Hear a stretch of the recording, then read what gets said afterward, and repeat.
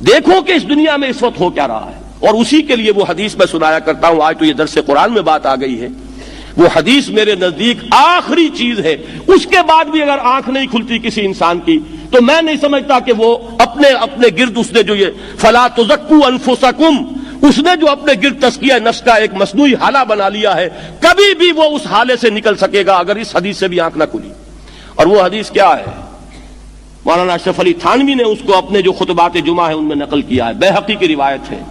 اوحى اللہ عز وجل الى جبرائیل علیہ الصلوۃ والسلام ان اقلب مدینۃ کذا وکذا باہلھا. اللہ نے حکم دیا حضرت جبرائیل کو فلاں فلاں بستیوں کو الٹ دو اس کے رہنے والوں سمیت. قال فقال، حضور نے فرمایا، اس پر حضرت جبرائیل نے عرض کیا بارگاہ خداوندی میں، ان فیہا عبدک فلانا لم یعصک طرفۃ عین. پروردگار اس بستی کو الٹ دوں، اس میں تو تیرا فلاں بندہ بھی ہے جس نے کبھی پلک جھپکنے جتنی دیر بھی معصیت میں بسر نہیں کی. اب آپ اندازہ کیجئے، یہ جو ہے نا اپنے آپ کو رگڑنا اور مانجنا اور پوری زندگی رگڑنے میں اور مانجنے میں لگا دینا. ہم بعض بزرگوں کے تذکرے میں سنتے ہیں اتنے اللہ والے تھے کہ ان کا گھوڑا بھی کوئی مشکوک دانہ نہیں کھاتا تھا، اور وہ خود جو ہے وہ انگریز کی عدالت میں بیٹھے ہوئے اور انگریز کی نوکری کر رہے تھے. یہ ہے وہ مائکروسکوپک اور مائکروسکوپک کا عدم توازن.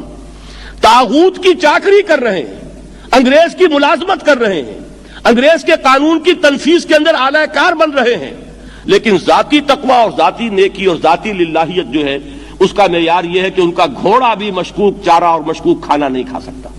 یہ ہے وہ عدم توازن. اس کو نوٹ کیجئے گا، جس کو کہ اس حدیث میں محمد الرسول اللہ صلی اللہ علیہ وسلم نے واضح کر دیا کہ حضرت جبرائیل عرض کرتے ہیں کہ اللہ فلاں بستی کو الٹ دوں، اس میں تو تیرا فلاں بندہ بھی ہے جس نے پلک جھپکنے جتنی دیر بھی معصیت میں بسر نہیں کی. ذاتی نیکی کا اب اس سے اونچا کوئی مقام کوئی شخص مجھے اگر بتا سکے تو میں اس کا مرید ہو جاؤں گا.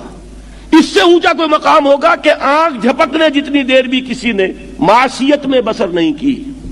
ذاتی نیکی کی معراج. لیکن حکم کیا ہوا بارگاہ خداوندی سے؟ قال فقال، حضور نے فرمایا، اللہ تعالیٰ نے حکم دیا جبرائیل کو، اقلب علیہ وعلیہ، الٹو اس بستی کو، پہلے اس بدبخت پر پھر دوسروں پر. کیوں؟ فإن وجہہ لم یتمعر فی ساعۃ قط، اس لیے کہ اس کا چہرہ کبھی میری غیرت میں سرخ نہیں ہوا، اس چہرے کا رنگ نہیں بدلا. بے غیرت انسان، بدیاں پھیلتی رہیں، میرے دین کو روندا جاتا رہا، میری شریعت کی دھجیاں بگڑتی رہیں، عوامر کا مذاق اڑایا جاتا رہا. نواہی کے لیے دنیا کے اندر جن چیزوں سے میں نے روکا اس کے لیے فلسفے تراشے گئے، اور یہ لگا رہا مست رکھو ذکر و فکر صبح گاہی میں اسے.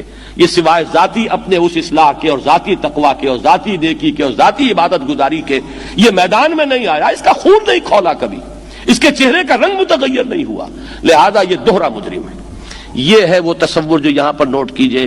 ہاں، اس کے یہ معنی بھی نہیں ہے کہ نماز بھی نہیں پڑھ رہے، روزہ بھی نہیں رکھ رہے، اقامت دین کے کارکن ہیں، فرض نماز آ گئی ہے وہ چلی جا رہی ہے، جماعت کا کوئی اہتمام نہیں ہے. اب یہ دو انتہائیں ہیں. ایک انتہا یہ کہ وہ تزکیہ نفس جو ہے اسی میں وہ رگڑنے اور مانجنے کا عمل جاری ہے.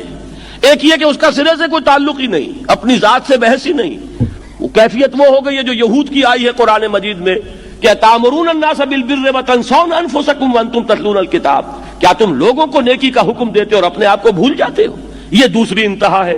پھر وہی بات عرض کروں گا، وہی بال سے زیادہ باریک اور تلوار کی دھار سے زیادہ تیز راستہ ہے جس پہ چلنا ہوگا کہ نہ یہ ہو کہ وہ مبالغہ ہو رہا ہو، اپنی ذاتی اصلاح میں تو مبالغہ کی حد تک آگے جا رہے ہیں، اور دوسرے یہ کہ اپنے دین کی تبلیغ و اشاعت، اقامت دین کی جد و جہد، اس کا کھانا ہی نہیں کھولا زندگی میں، وہ کھاتا ہی نہیں کھلا ہے.